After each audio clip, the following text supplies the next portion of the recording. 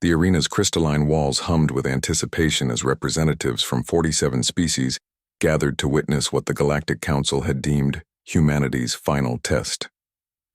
For 3 years, humans had been petitioning for membership in the interstellar community, and for 3 years, they had been dismissed as too primitive, too violent, too unpredictable.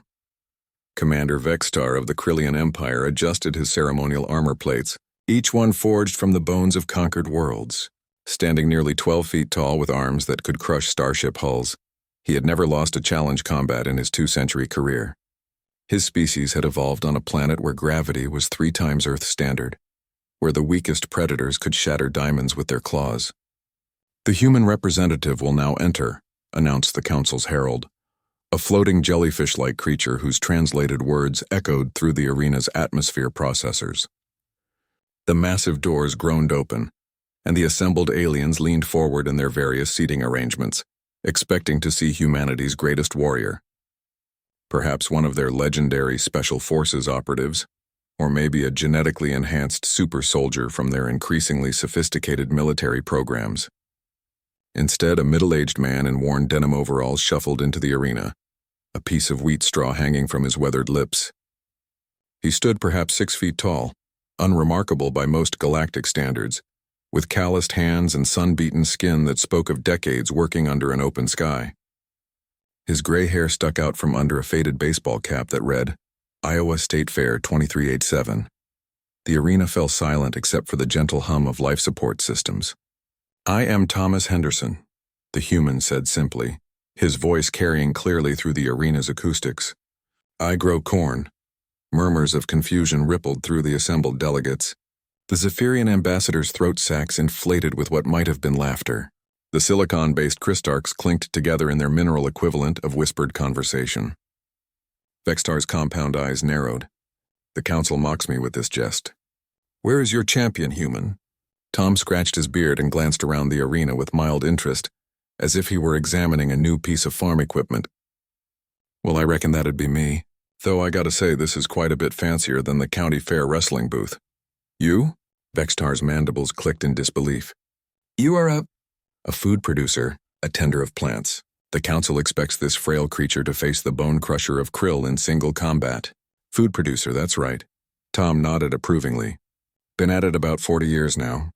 My daddy taught me and his daddy before him." He studied Vextar with the same calm attention he might give to a piece of broken machinery. "You're a big fella, I'll give you that." The Galactic Council's High Arbiter, a crystalline being whose faceted form reflected the arena's lights, spoke with barely contained amusement. "The terms are simple. Single combat, no weapons, no technological enhancement.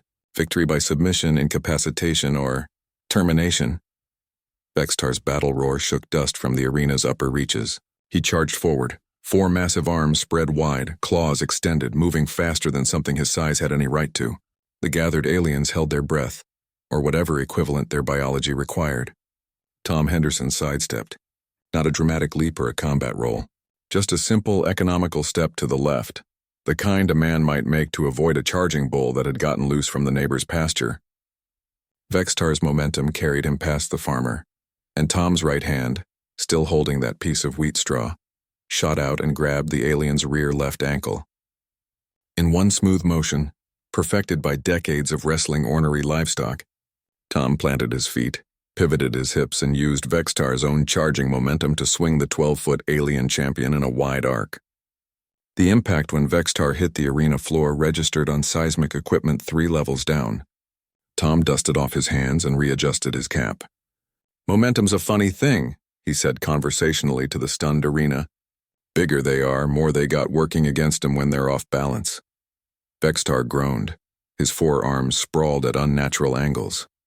The arena's medical sensors confirmed multiple fractures and severe concussion. The greatest warrior of the Krillian Empire would not be getting up anytime soon. "Of course," Tom continued, apparently addressing no one in particular. "You learn a lot about leverage and timing when you spend your days moving 1,000-pound bulls who don't want to be moved." He glanced at the unconscious Vextar with something that might have been sympathy.